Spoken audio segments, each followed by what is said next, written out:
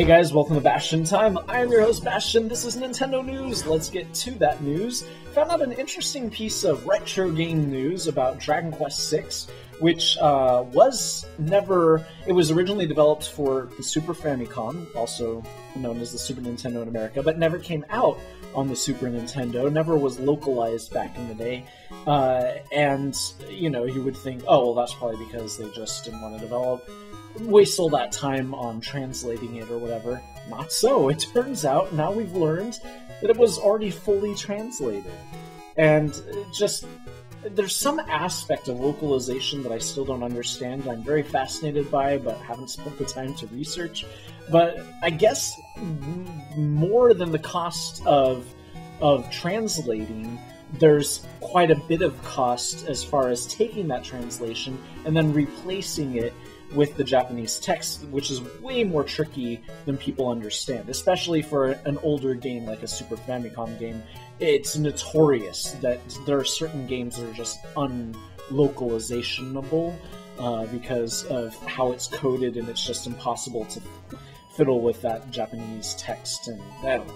So, yeah, that's why it never came out, and now we know.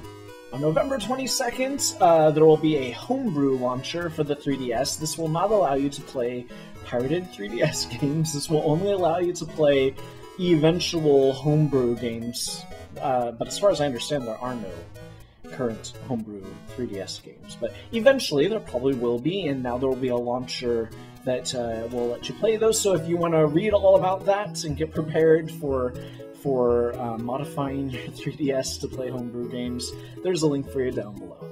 At a recent Smash Bros. Melee event, somebody showed up completely masked, wearing sunglasses over his mask, and then totally dominated the tournament. And nobody knows who this person is. It's very mysterious. A lot of weird stuff has been going on lately as far as Smash Bros. Competitions. You know, there was that faked one, the hoax with the 10-year-old girl who supposedly kicked everybody's butts, and turned out that was all completely faked.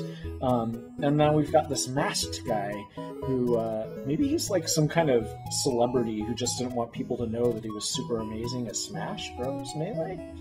I don't know. Very, very intriguing. Anyways, that is it for this episode of Nintendo News. See you guys tomorrow for more news. Bye, guys.